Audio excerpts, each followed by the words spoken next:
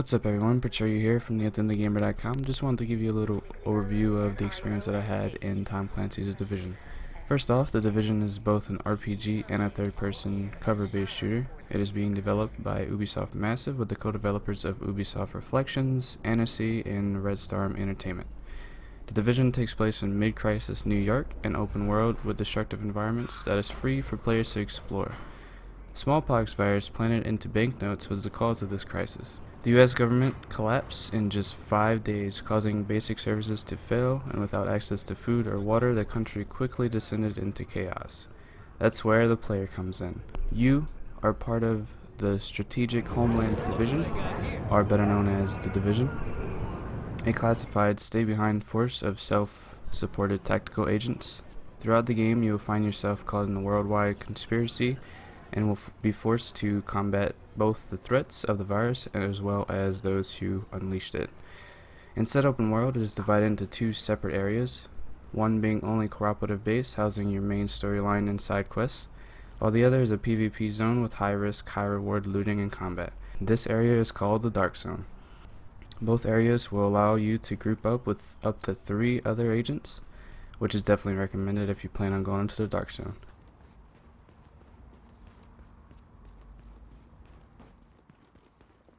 Let's move on to some of the things that you can encounter in this open world.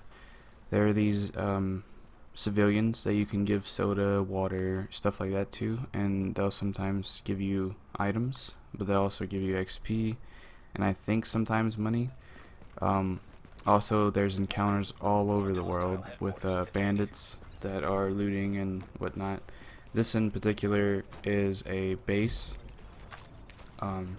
which has 5 to 6, maybe 7 enemies, and usually has a loot stash at the end, so it's pretty rewarding. Also, the bandits will drop loot as well, as you'll see in a little bit, but this happens all over the world, not just in these spaces. And each spot so far that I've seen has had lootable bags or crates, stuff like that. The crates, you'll normally get a piece of item as far as like weapons or gear, and there's bags that you can loot that'll give you like med packs, drinks or food. There's weapon parts that you can get and electronic parts, all for crafting. Here's how you pick up the loot. You can examine it, or you can just pick it up from the ground. Doesn't matter, just so you can see like if you want to pick it up or not, because you do have a limited storage in your inventory. Like I said, this happens all over the place. You can just run into random enemies at any point. Now let's take a look at your base of operations. On first entry point in your base of operations, you'll see the 3 different sections: the medical wing, tech wing, and security wing.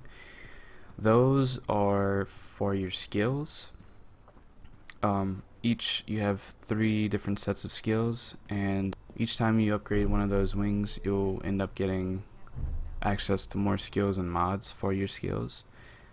The tech wing and the security wing was offline in the beta, but I did get some time to experience upgrading the medical wing. That was still online, up to level 2, I believe.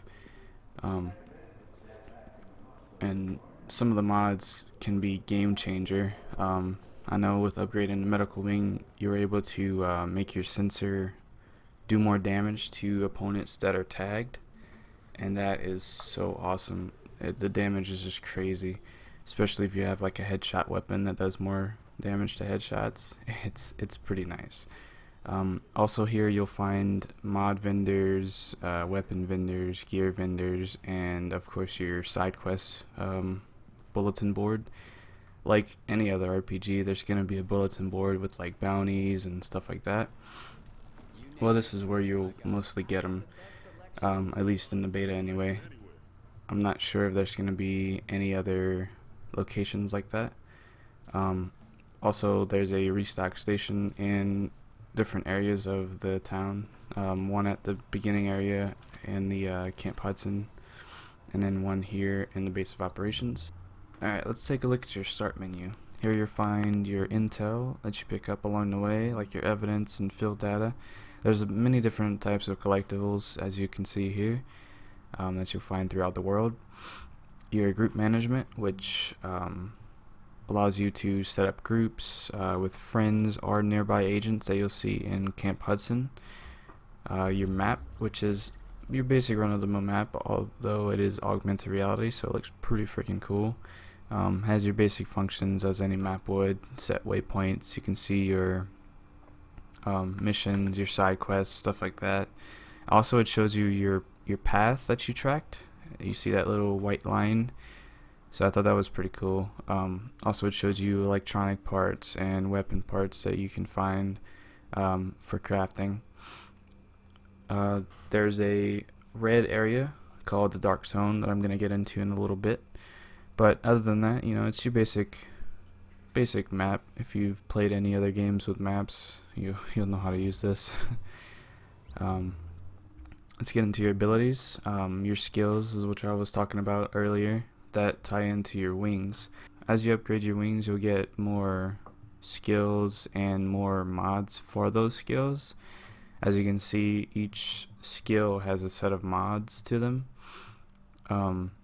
You can only use 2 skills at a time, but you're not bound to them, so you can switch them at any time you want, during combat, whatever. So there's also your talents that I'm sure that works into your wings as well, but it was unavailable for the beta, so I'm not sure what's actually in there. Same goes with perks. You know, it wasn't in the beta, so I can't really give you too much information on that. Now let's go into your inventory. Now you have 3 weapons: your primary, secondary, and sidearms. You have your chest piece, your mask, your knee pads, backpack, gloves, and armor. Modifications on the weapons, which it was really cool to kind of mess around with that. Each weapon is going to have different sets of mods that you can put on them. Some don't have like foregrips because of the type of weapon it is, you know. So that's pretty cool. You can also mod your sidearm just like anything else, but you know, of course, you're not going to have like your scopes and stuff like that. So that was pretty cool. This is your character screen, which shows you all your stats in the game. Your firearm, stamina, and electronics works into your weapons abilities. Like if it's a blue, it has a different ability that you can have, but you have to have a certain set of those things up there. Here's your pouches that show you what you have on you as far as grenades, consumables, ammunition. Also, there's access keys for the Dark Zone that I'll show you in a little bit. Here's your appearances that you can change, which is pretty cool. I'm pretty, like, I'm not gonna say excited, but I kind of want to see what you can actually make your character look like. Now here what I'm entering is the Dark Zone checkpoint. First of all, you'll see that there's a vendor there. Now that takes Dark Zone points. That's the only way you can buy weapons and mods and stuff in here, is with those the little credits at the bottom, the purple credits. That's how you buy those things. Now there's also a restock point in this station, as along with every other checkpoint. Now let's get into the Dark Zone. Now Dark Zone is a PvP area with a high risk, high reward looting and combat system. I would not recommend doing this solo because you will get your shit pushed in. It's a very, very risky area, especially going in alone, because as long as you have something on your back, you're pretty much a target for any other group. There's these radiation zones that allow you to use those keys that I was showing earlier, which I'm going to show here, and you pick those along the way off of like NPC and stuff like that. Whenever someone calls in an extraction, it'll show you on the map, and it'll also give you a little notification how long it'll be there for. That's when you can usually find people there with gear and stuff if you want to go rogue. You see there, I just picked up a piece of item that it shows you on my back now. And as I was trying to show you that, some dude went rogue behind us, so we were chasing him down. Just to give you a little play on how that rogue system works. We all were chasing him down. It was like a group of people. We ended up killing him. Someone else went rogue in the process. Accidentally shot somebody, but he was cool, so we didn't have to kill him. But that's pretty much how the rogue system works. I'll show you a little more of that in a little bit.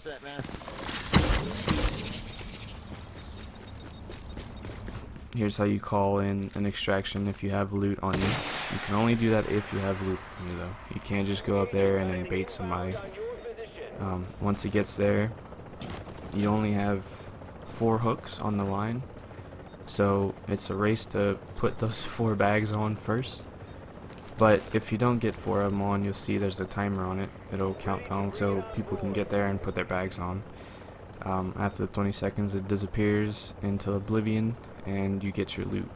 Now your loot is stashed in your player stash at either the safe zone in the main world or your Camp Hudson area.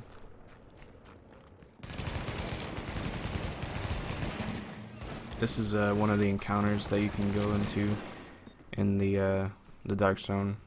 Depending on what level you're on in the dark zone, it'll give you better loot and whatnot.